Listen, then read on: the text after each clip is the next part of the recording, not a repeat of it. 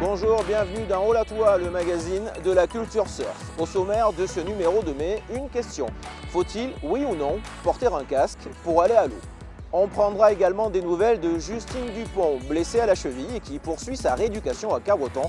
Enfin, dans notre rubrique à 360, gros plan sur un kitesurfer très spectaculaire. Mais on commence, comme chaque fois, par toutes les images de la planète surf.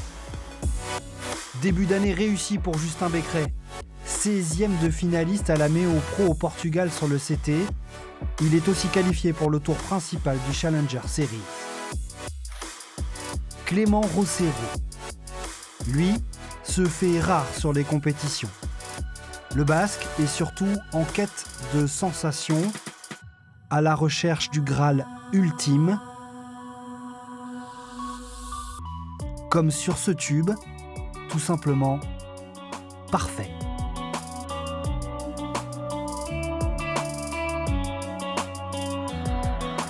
À l'autre bout de la planète surf, Tahiti en habit de lumière. Tiopo se lève déjà. Et la saison promet sur cette vague qui ne tolère aucune erreur.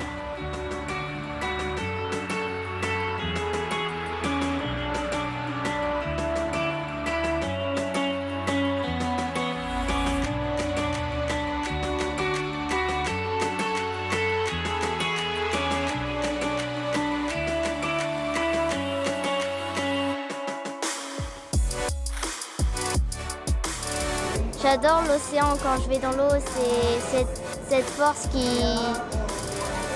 Ouais, c'est juste incroyable.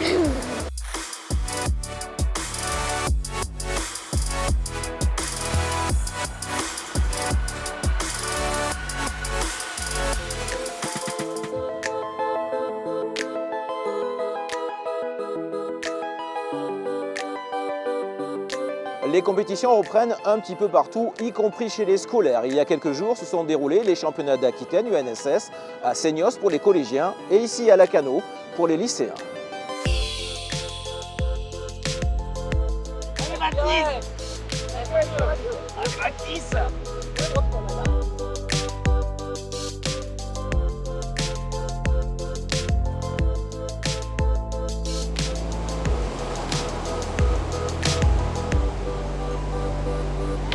Dans le bus, on a regardé la webcam, ça n'avait pas l'air oufissime, mais là on est arrivé, on a vu des bonnes vagues, du coup on est content, on va essayer de faire de notre mieux.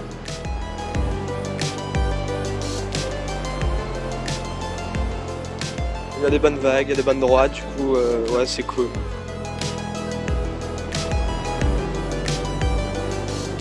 C'est dangereux, oui, parce qu'il y a un jus, donc en gros il y a le jus de la baleine qui nous emmène au large, et après c'est ça le plus gros danger, quoi.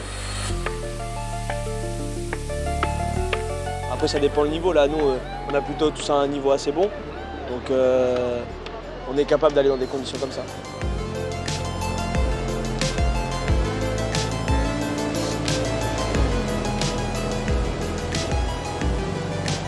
Les vagues, elles sont meilleures en Gironde ou dans les Landes? Dans les Landes quand même, parce que voilà, c'est les Landes, mais bon, ça va, ça va. Qu'est-ce que vous allez chercher en fait aujourd'hui? On recherche les qualifications pour les championnats de France. Voilà, tout simplement.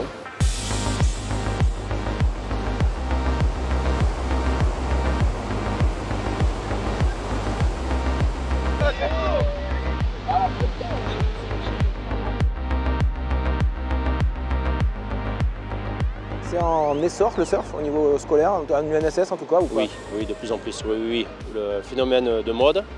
Et puis ici, ça prend une grosse ampleur, surtout au Pays Basque, où ils peuvent surfer tout le temps, ils ont des conditions, même quand c'est gros, il y a des spots de repli. Ici en Gironde, c'est un peu plus compliqué, mais oui, ça prend une grosse ampleur.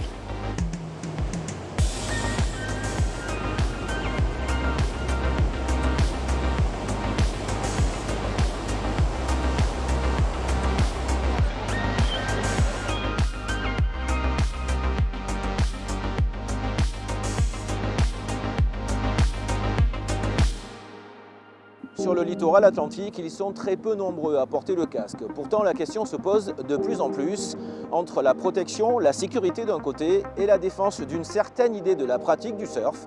Le débat est ouvert. Ce mercredi-là, la section surf du lycée d'Andernos est à l'entraînement, afin de préparer, entre autres, les championnats de France scolaires. Ce sont des pratiquants de bon niveau, préparés et qui se sentent en sécurité même sans casque. Alors en porter un, oui, du moins en théorie. Je pense que c'est bien pour les spots de riches, là où il y a des rochers et tout ça. Mais je pense que pour ici, pour le Grand Cross, je pense que c'est pas favorable. J'ai jamais mis de casque et je sais pas si j'en mettrais, mais si j'allais en Polynésie ou surfer sur du rocher ou du récif, là oui j'en mettrais parce que je sais que c'est important. Est-ce que tu en mettrais un jour, tu penses ou pas? C'est possible, hein. Après, pas ici. Pourtant, le risque est permanent et multiple. Leash trop court et retour de planche en fait, où ça rentre direct dans la tête parce que le leash est trop court. Donc on rappelle, un leash c'est minimum la taille de la planche, un tout petit peu au-dessus c'est pas mal. Il y a des collisions avec un autre surfeur et c'est vrai qu'on voit de plus en plus de petits accidents qui peuvent devenir graves. À Biarritz, Surf Prévention milite depuis longtemps pour le port du casque, quel que soit le niveau, l'âge et les conditions de surf. Contrairement à une idée reçue, la majorité des accidents de surf arrivent dans les petites vagues. Plus que dans les grosses vagues où vous avez des surfeurs expérimentés qui y vont, mais dans les petites vagues, il y a plus de monde dans l'eau, plus de risques de collision et donc vous avez beaucoup plus d'accidents. Le casque est indispensable dans le surf de gros. Sur le circuit professionnel, il entre petit à petit dans les mœurs. La World Surf League le propose désormais aux compétiteurs. Le Landais Justin Becquerel, victime d'un accident à la tête cet hiver, en porte parfois un. Quant à l'Hawaïen Kekoa Kamisero, il s'est converti depuis une commotion cérébrale sévère en décembre. Le monde médical, lui, est également très favorable au port du casque. Certes, les gens diront que c'est quelque chose de trop encore de porter un casque, mais ce qui est de trop aussi, c'est de voir des gens qui subissent des gros traumatismes crâniens, voire au pire une noyade. Et c'est toujours quelqu'un de trop, et souvent un jeune, qui va disparaître ou qui va avoir des séquelles importantes. C'est toujours un de trop, même si c'est pas énorme comme situation, c'est pas de nombreuses situations, mais c'est toujours une situation de trop. Entre la défense d'une certaine idée du surf sans contrainte et la sécurité, le débat est ouvert. Mais une blessure sur deux en surf est un traumatisme crânien.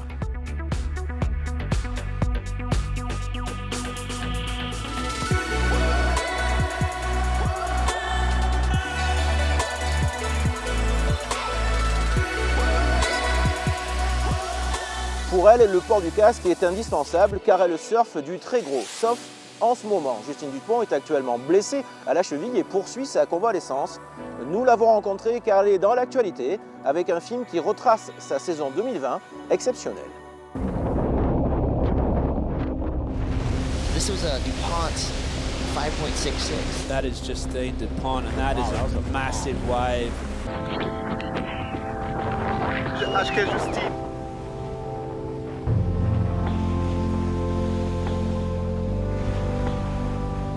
Bonjour Justine, merci d'accepter d'échanger avec nous aujourd'hui. D'abord, comment ça va? Comment va votre cheville 2 mois et demi après votre blessure?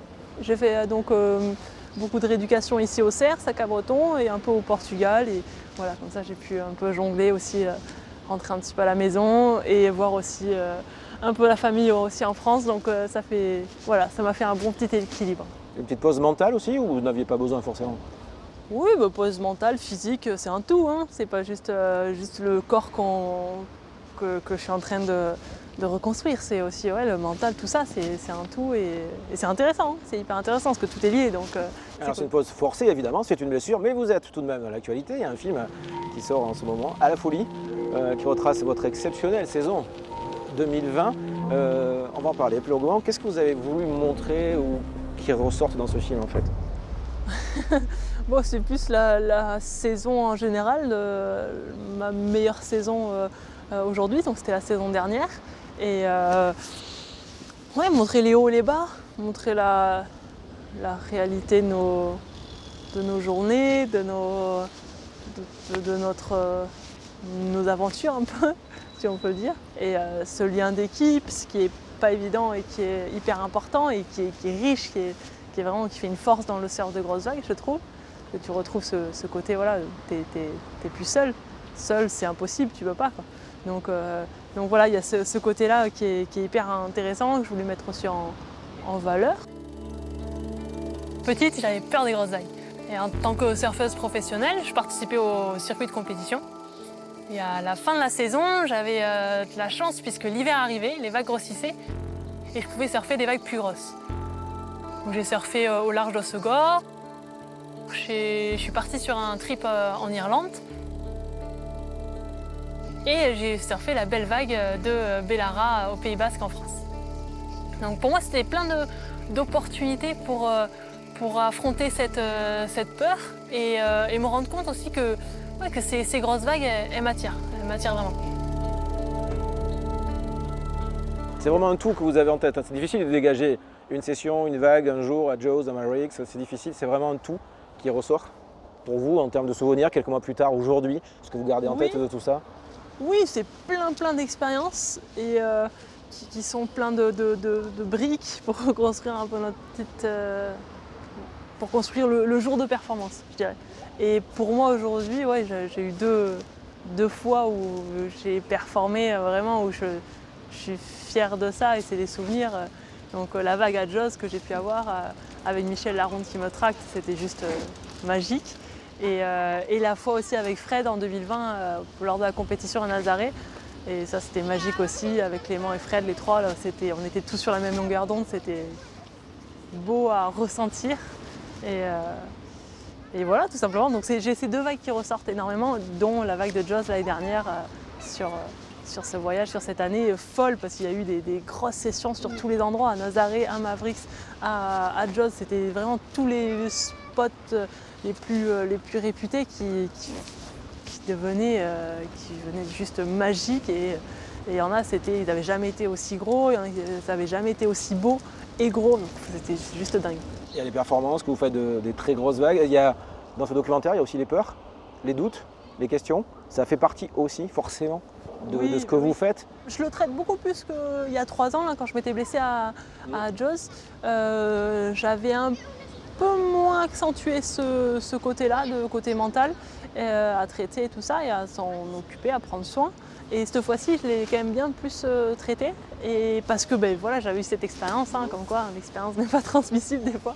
Et du coup, je l'ai beaucoup plus analysé et traité. Donc c'est chouette, j'ai vu plein de personnes différentes. Un magnétiseur qui m'a beaucoup aidé, une personne aussi qui fait l'acupuncture, médecine chinoise, qui était vraiment intéressante pour moi. Je suis allée chercher plein d'outils en fait. Et là, j'ai fait des séances de MDR aussi.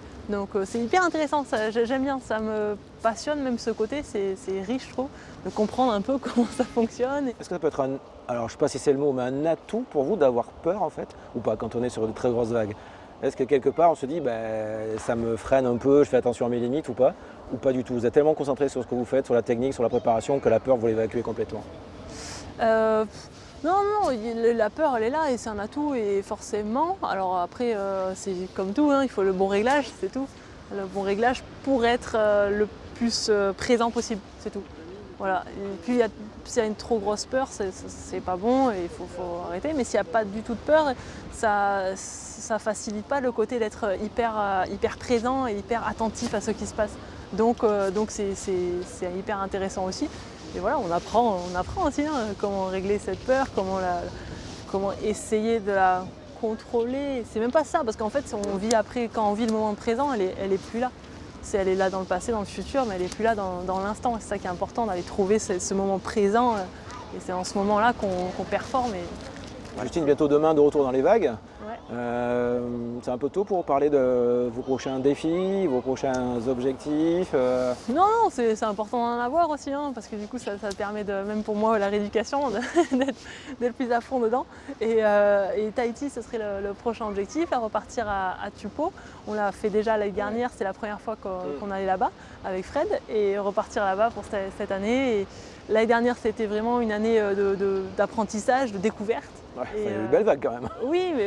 J'ai eu beaucoup de chance aussi parce que je suis arrivée sur le gros swell, donc j'ai pu voir Tupô sur un visage magnifique et énorme.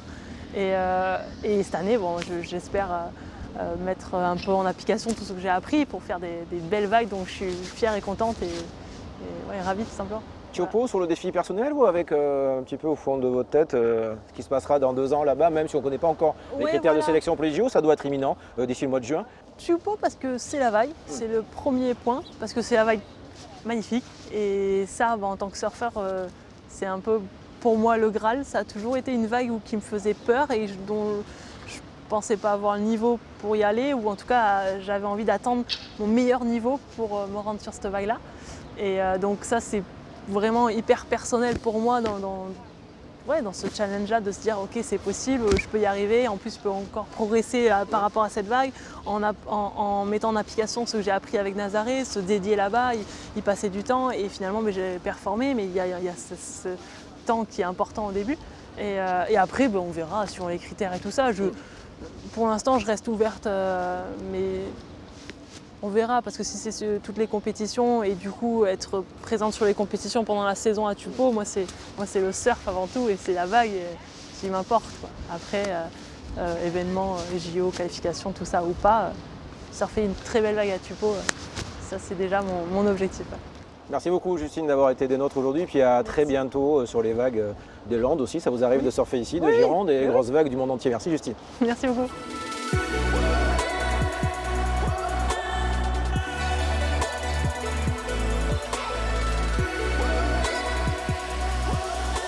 Qu'importe le niveau, pourvu qu'on ait l'ivresse. Le surf, c'est bien plus qu'un sport, c'est une source d'inspiration et parfois un petit coin de paradis, comme pour Thibaut Cauvin, le guitariste français.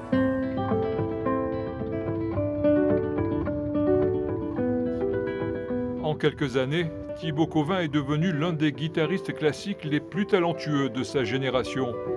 Entre deux concerts, il vient se ressourcer le long du littoral girondin. On est au sommet de la dune à Lacanau, un endroit que j'adore. Et puis on va aller surfer. Et puis il y a une infinité des deux côtés. Là, l'océan tout bleu, et puis la forêt des pins tout verts derrière. J'adore cet endroit. Ici, à Lacanau Océan, il réalise sa deuxième grande passion, le surf. Mais ce jour-là, pas une ride à l'horizon. Alors Thibaut s'improvise philosophe. Le surf, c'est l'incertitude absolue, mais c'est ça que j'aime, parce que souvent dans ma vie, tout est très organisé à l'avance, avec parfois des mois, voire des années, alors que là, la veille au soir, on ne peut pas savoir vraiment ce qui va se passer. Le surf, une fascination qui remonte à l'adolescence. J'en avais fait un peu ado, puis je m'y étais écarté parce que c'est une passion tellement forte que ça fait oublier tout le reste. Et comme moi, je voulais faire de la guitare quand même très focus, je me suis dit tout ce qui peut me déconcentrer de la guitare, je m'en éloigne. La beauté du site à marée basse, sa lumière, son calme, Thibaut et Adrien, son moniteur de surf, sont accros à cette nature. C'est l'occasion de raviver quelques souvenirs de voyage au Maroc, à Bali ou aux Canaries. Un jour, je l'ai emmené dans des vagues un peu trop grosses. Et du coup, on a un petit peu galéré, et notamment lui. Parce qu'en fait, je le considère comme un vrai très très bon surfeur. Et on n'avait jamais testé ses limites, et je pense que là justement c'était un peu les limites de Thibaut en surf. Chaque fois que je vais dans une destination de surf, j'essaye d'avoir 1 ou 2 jours après pour aller surfer, comme quand j'étais à Rio. Là c'était très particulier d'être, les vagues sont au cœur de la ville pour le coup, et c'est très beau.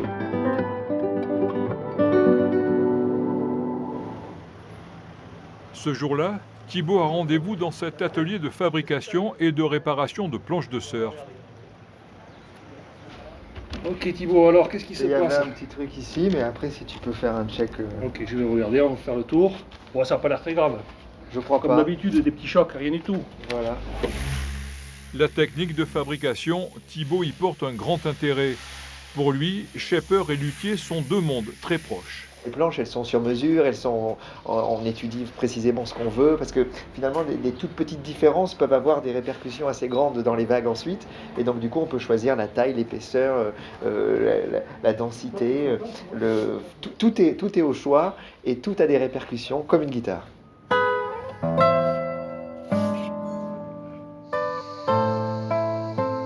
La vague et ses secrets, sa puissance, son pouvoir de séduction, Thibaut en parle souvent avec ce graphiste. Pour la sortie de son dernier album consacré aux musiques de films, les deux hommes ont créé ces affiches. Le scorpion est remplacé par la guitare. Et donc l'idée, c'est qu'on a complètement revisité en fait ce blouson un peu légendaire dans le film, qui a un scorpion en or derrière. Et donc l'idée, c'est que c'est la guitare qui remplace. Cette rencontre professionnelle, c'est l'occasion d'en connaître un peu plus sur le prodige de la guitare. C'est quelqu'un de très facile, ouais. Ça a été une très belle rencontre et Alors bien sûr, il a quelques directives quand même, mais non, il laisse beaucoup faire et ça, c'est ce qui est intéressant. Je crois qu'on a un peu la même sensibilité, c'est un rêveur, et puis c'est surtout un super musicien. Et oui. Le voyage de Chihiro, issu de son dernier album, Thibaut peut le jouer devant ses amis, lui qui se produit dans des salles de 800 à 2000 personnes. L'avenir, Thibaut n'y pense pas pour l'instant. Une certitude, c'est l'océan qui le guidera.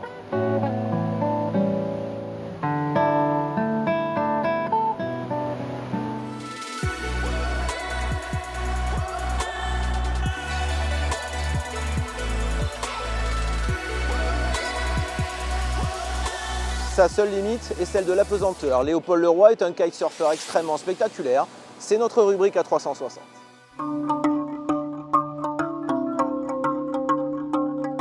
Salut tout le monde, donc moi c'est Léo, j'habite à Osgore dans les Landes où j'ai une école de kite depuis maintenant une dizaine d'années. Et l'hiver, j'aime bien venir en Guadeloupe pour pratiquer notamment ma passion, le strapless.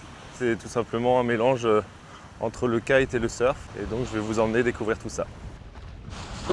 On est complètement libre, on peut se déplacer à gauche, à droite, déplacer nos pieds. On n'a pas de leash, on n'a pas les pieds reliés à la planche. Donc c'est vraiment comme si on était en surf. Hop, changement de pied ici. J'arrive face à ma vague. Et là on fait le quart. Et on repart tout de suite dans la section de vague qui déferle. Je me replace.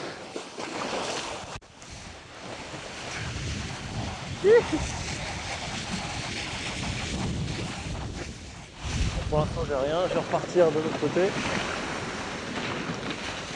On va voir s'il n'y a pas une meilleure vague qui arrive.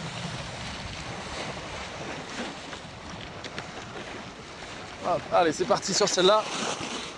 Le jibe ici. Pour tendre mes lignes, un petit down loop. On revient face à l'épaule.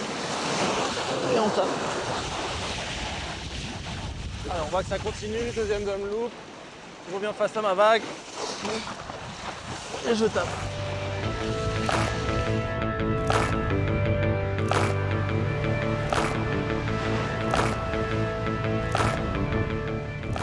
Petite variante. Là, on va tourner vraiment le corps face au vent, comme ceci. Hop, on bascule les épaules et on fait un virement face au vent.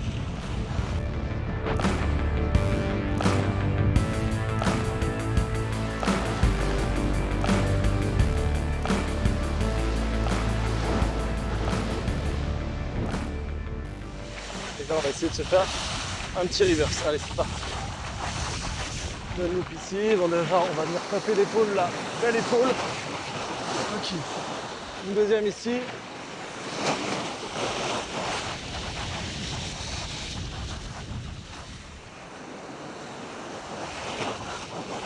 Et un petit reverse, les dérives devant. Voilà, on surfe les dérives devant, on repart hop, avec les dérives derrière. Un petit virement de bord et on est reparti. Que du régal. Hop, pareil, pour attendre une vague, on peut s'arrêter, partir de l'autre côté avec les dérives devant. On attend un petit peu. Et là, une fois qu'on a repéré une vague, c'est parti. On renvoie l'aile de l'autre côté. Là, je ne sais pas aller trop non plus devant la vague. Un down loop pour tendre mes lignes. On arrive face à la vague et virage. Et là, c'est un vrai bonheur.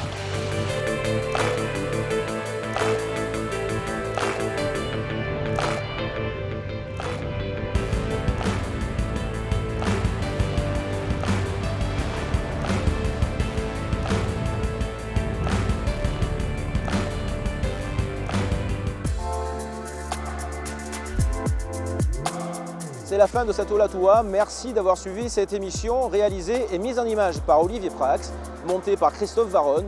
On se retrouve le mois prochain en juin. D'ici là, portez-vous bien et surfez bien.